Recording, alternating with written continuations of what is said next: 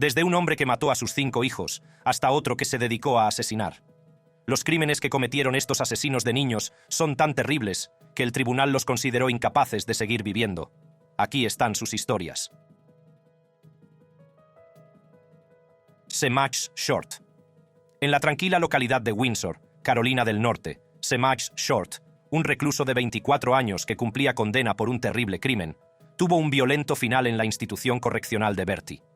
Pero primero, ¿qué le llevó a la prisión? Semach Short llevaba 5 años cumpliendo una condena de 31 años por el asesinato en segundo grado de Diunana Anderson, de 2 años, un crimen que conmocionó al condado de Halifax allá por 2014. Short, que entonces solo tenía 17 años, se declaró culpable del asesinato. Los informes revelaron que el asesinato de la joven Diunana fue un acto de venganza por el asesinato anterior de un chico de 15 años llamado Keyon Garner, que había ocurrido esa misma noche. Dije que no, que no, que no, que no, que no. La abuela de Garner no podía creer lo que acababa de suceder. Son como mi hermano. Según los documentos judiciales, la noche de terror comenzó cuando Short y un cómplice, movidos por la venganza, atacaron la casa de la abuela de Diunana, Catherine Price. Se subieron a un aparato de aire acondicionado fuera de la habitación donde dormían Price y su nieta. En un momento horrible, abrieron fuego. La pequeña Diunana murió trágicamente y Price recibió varios disparos, con una herida de bala en el cráneo. Tuvieron que reanimarla 2 veces, luchando por su vida.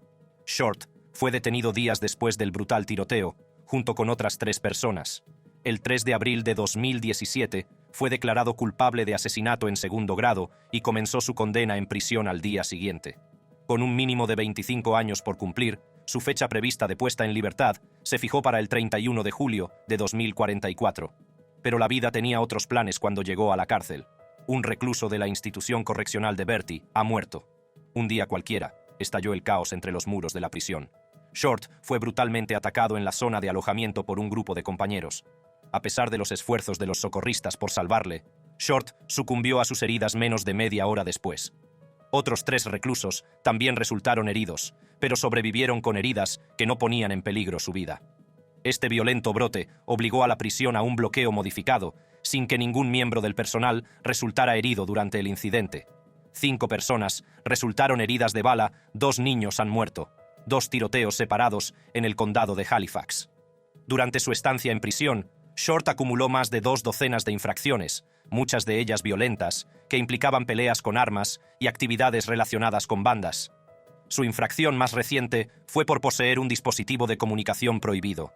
Tras la muerte de Short, el Departamento de Policía de Windsor y la Oficina Estatal de Investigación han puesto en marcha una investigación sobre la agresión. Tal vez sea una represalia más por sus acciones. O tal vez los presos descubrieron que era un asesino de niños y decidieron acabar con su vida. Sea cual sea la razón, la vida de Short ha llegado a un final muy triste, pero si crees que este caso es un desastre. Nuestro siguiente caso sigue la historia de un hombre y su esposa que creían que sus hijos eran zombies. Estoy aquí hoy sin madre, sin padre, sin hermana y sin hermano. Chad Daybell. En un sábado dramático, Chad Daybell, alias el profeta del juicio final, fue condenado a muerte por el juez Stephen Boyce, cerrando el capítulo de uno de los casos más inquietantes de los últimos años.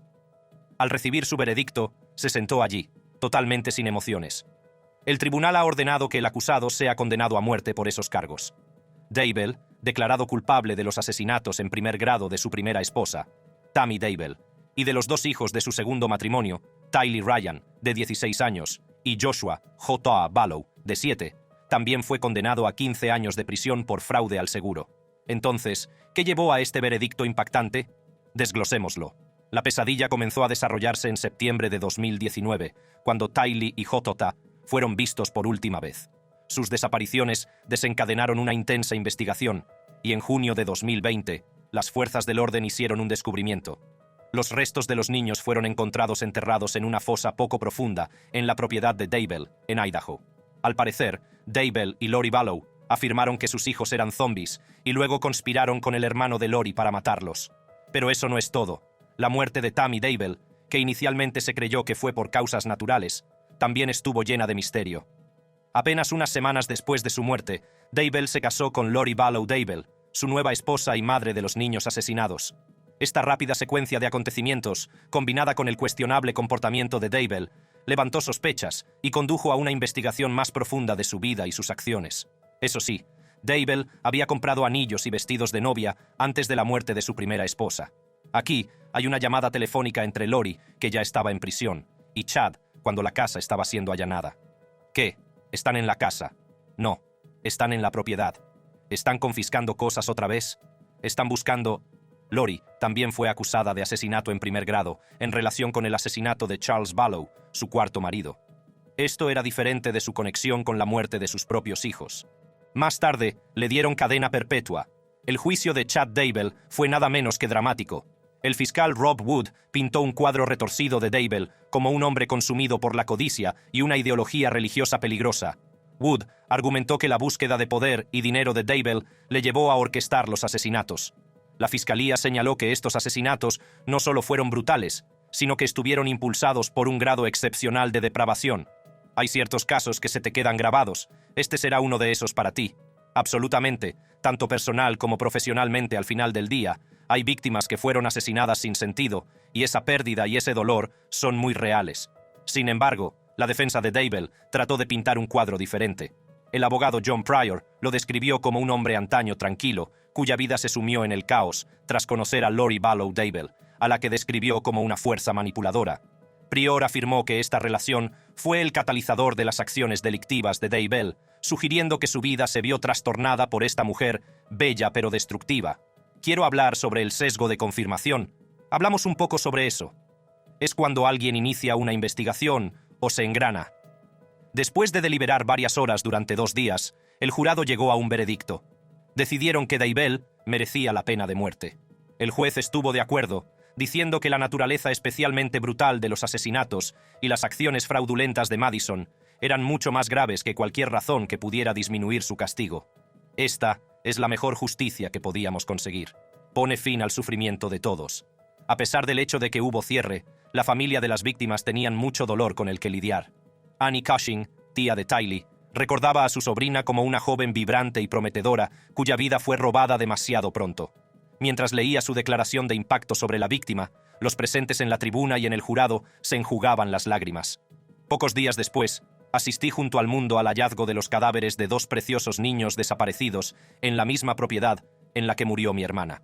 El padre de Tammy Daybell, Ron Douglas, expresó su profundo dolor y rabia, mientras que Kay Woodcock, abuela de Jotota, habló de la profunda pérdida y del potencial no realizado de su nieto. Hoy estoy aquí sin madre, sin padre, sin hermanas y sin hermanos.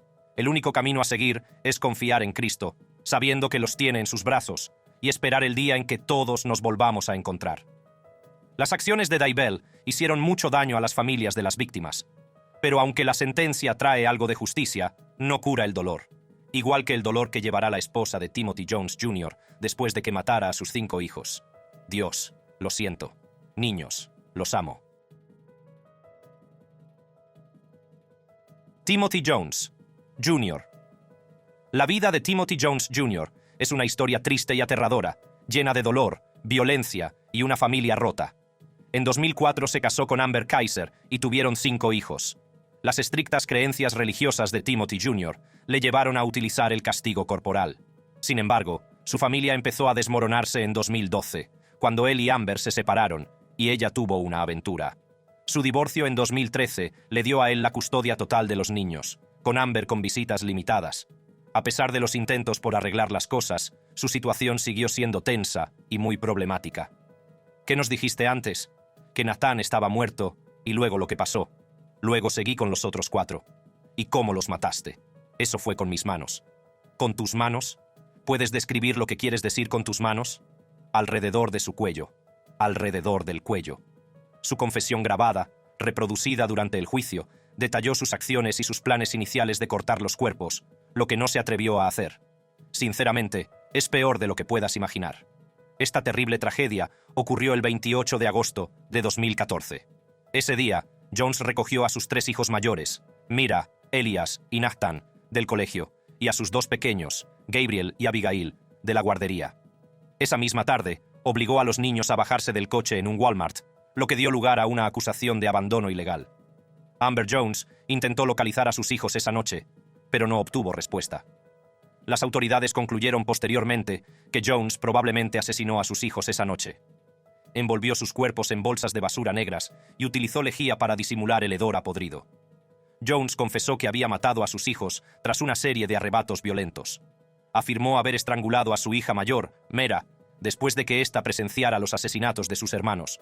Al parecer, su ira se desencadenó a raíz de un incidente en el que se vieron implicados su hijo Nathan y un enchufe eléctrico. La confesión de Jones incluía detalles de cómo utilizó un cinturón para estrangular a sus hijos menores, admitiendo que sus pequeños cuellos dificultaban el uso de sus manos para estrangularlos. ¿Qué le gustaría decir sobre sus acciones? Dios, lo siento. Niños, los amo. Espero volver a verlos algún día. Lo siento. Pero verán, estas eran solo lágrimas. La realidad del caso era mucho peor. El descubrimiento de los cuerpos se produjo el 6 de septiembre de 2014, cuando Jones fue detenido durante un control de tráfico rutinario en Mississippi. Su coche, lleno de un abrumador olor a putrefacción, contenía sangre, materiales de metanfetamina y notas manuscritas que detallaban la mutilación de los cuerpos. Jones, drogado con marihuana sintética, condujo a las autoridades al lugar donde se había deshecho de los cadáveres de sus hijos. En un principio, Jones iba a deshacerse de los cuerpos cerca de la frontera con México, pero cambió de planes debido al fuerte olor a descomposición. Pusiste el cinturón alrededor de sus... Lo usé para estrangularlos. Lo usaste para estrangularlos. ¿Por qué no usaste tus manos con ellos? No lo sé. En ese momento no estaba pensando. En ese momento solo pensaba, corre, deshazte de los cuerpos, y estás jodido, Tim. Las autopsias revelaron detalles horribles. Elías y Natán habían sido estrangulados. Gabriel mostraba marcas de ligaduras en el cuello y Abigail tenía el estómago vacío con una descomposición mínima. Los cadáveres presentaban una descomposición grave, agravada por la exposición a la intemperie y la actividad de los animales. En el juicio, Jones se declaró inocente de asesinato por demencia, alegando que voces demoníacas le obligaron a cometer los asesinatos. A pesar de los argumentos de su defensa de que estaba loco, un psicólogo designado por el tribunal encontró que Jones tomó una decisión deliberada de matar a sus hijos. Finalmente, el jurado declaró a Jones culpable de los 5 asesinatos el 4 de junio de 2019 y lo condenó a muerte el 13 de junio. Para sorpresa de todos, al oír esto, no mostró ninguna emoción. En el asesinato de 5 niños de 11 años o menos, recomienda ahora al tribunal que el acusado, Timothy R. Jones Jr., sea condenado a muerte. El padre de Timothy Jones Jr., Timothy Jones Sr., intentó testificar a favor de su hijo. Pero no sirvió de nada. No sé cómo explicarlo. Cambió todo mi mundo. Timothy Jones Jr., nacido en 1981, tuvo un duro comienzo en la vida. Su madre, Cindy, que solo tenía 16 años cuando nació, actuaba de forma violenta y errática. Abandonó a la familia cuando él tenía solo 18 meses. Timothy Jr. tuvo problemas legales a los 20 años, como detenciones por drogas y robo, y pasó 2 años en prisión. Si esto causó su comportamiento más tarde en la vida, no importaba. Mientras tanto, Timothy apeló su sentencia, pero el Tribunal Supremo de Carolina del Sur confirmó la condena y la pena de muerte.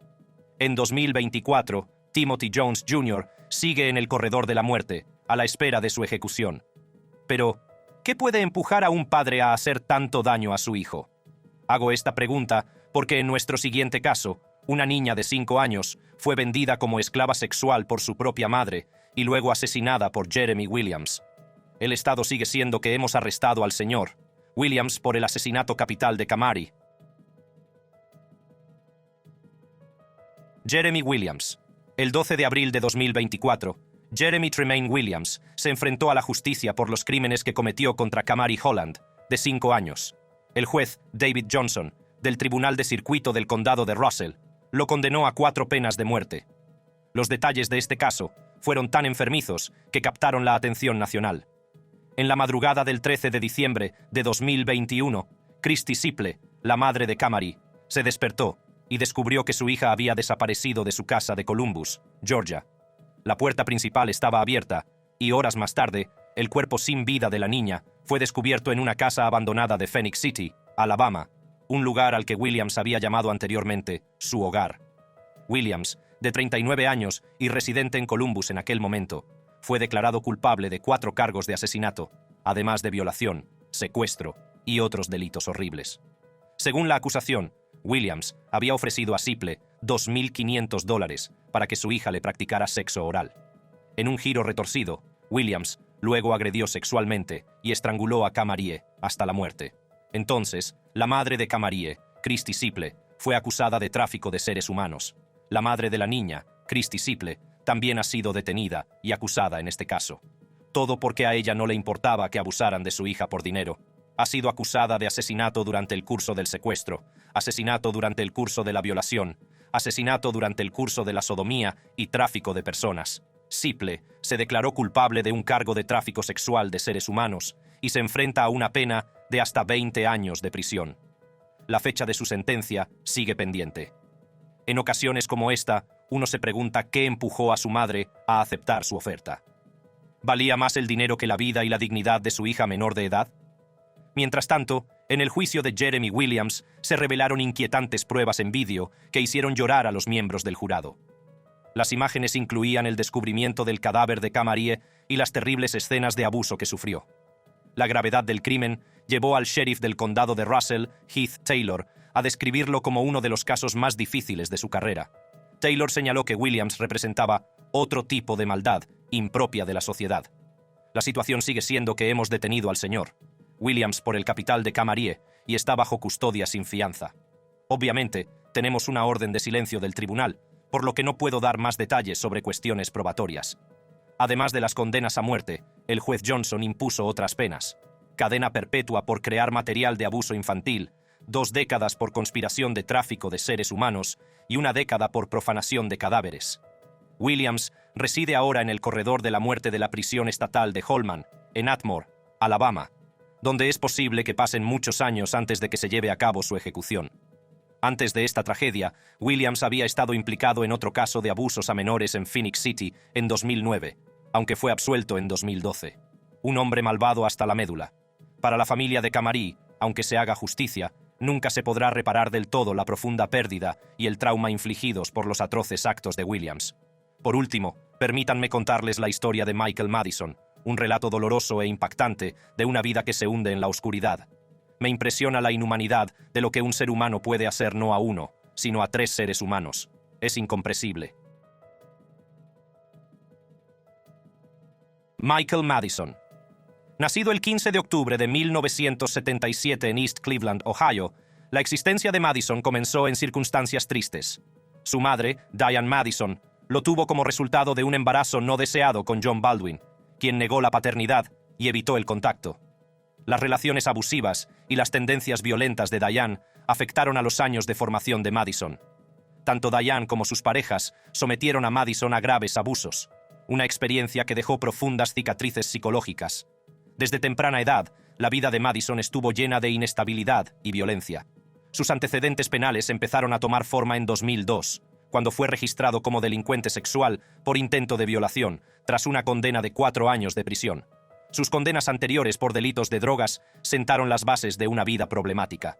Sin embargo, los delitos cometidos por Madison eclipsarían totalmente sus delitos anteriores en términos de horror y brutalidad.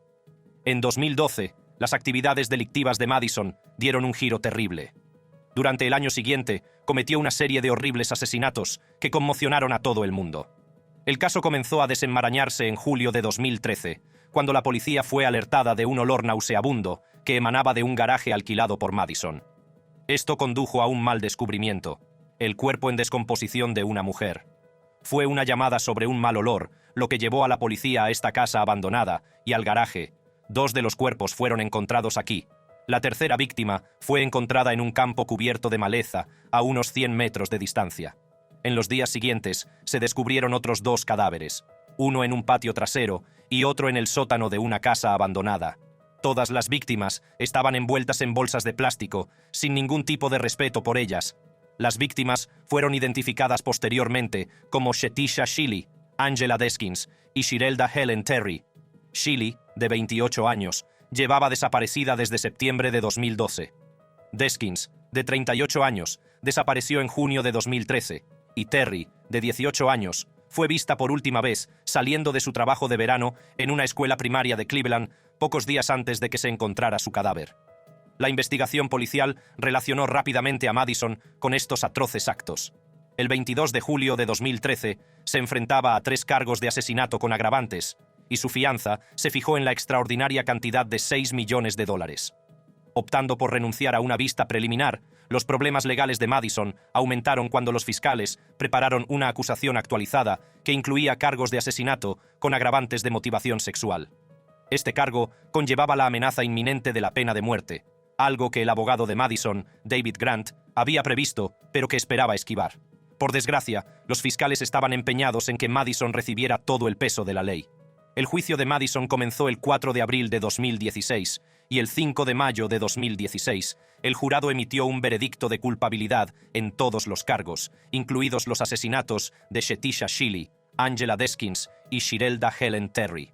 Y después de secuestrar, violar y asesinar, pasaste a abusar de los cadáveres de estas víctimas. Las desnudó de cintura para abajo, las dobló por la mitad y las ató de modo que sus pies quedaran junto a sus orejas. Las pruebas contra Madison eran abrumadoras, y sus acciones durante el juicio, incluida una sonrisa burlona durante su sentencia, solo empeoraron su caso. ¿Cómo está, su señoría? Mi nombre es Van Terry, padre de Sherilinda Terry. En este momento, supongo que debemos, en nuestros corazones, perdonar a este payaso. Ha tocado a nuestra familia, se ha llevado a mi hija. Así que honestamente, no fue sorprendente cuando Van Terry, el padre de Shirelda, se abalanzó sobre Madison en un momento de crudo dolor y rabia. En este momento supongo que debemos en nuestros corazones perdonar a este payaso que ha tocado a nuestras familias, se ha llevado a mi hija. Number. Aunque Terry fue detenido brevemente, no enfrentó cargos por sus acciones. El 2 de junio de 2016, la juez Nancy R. McDonnell de Cuyahoga Common Pleas condenó a Madison a muerte. Esta sentencia fue confirmada por el Tribunal Supremo de Ohio el 21 de julio de 2020, a pesar de los esfuerzos de Madison para apelar. A juicio de este tribunal, las circunstancias agravantes de curso de conducta, delito grave de asesinato, secuestro y delito grave de asesinato y violación por las que se condenó al acusado, superan a los factores atenuantes mediante pruebas más allá de toda duda razonable. La ejecución de Madison estaba prevista inicialmente para el 15 de mayo de 2024, pero el destino de Madison se retrasó porque la presidenta del Tribunal Supremo, Sharon Kennedy, concedió una suspensión a la espera del resultado de nuevas apelaciones. Añadiendo otro trágico capítulo a este dramático caso, la madre de Madison, Diane Madison, encontró un violento final el 22 de junio de 2019. Diane fue brutalmente apuñalada en su casa, un ataque en el que también resultaron heridos 3 de sus nietos. Su nieto de 18 años, de 5, fue acusado del asesinato y del intento de asesinato. Y en junio de 2021, Plumer se declaró culpable y fue condenado a cadena perpetua con posibilidad de libertad condicional después de 30 años. Otra vida perdida por la violencia. Una familia de asesinos. Gracias por acompañarnos hoy. Echa un vistazo a nuestros otros vídeos para más contenido emocionante.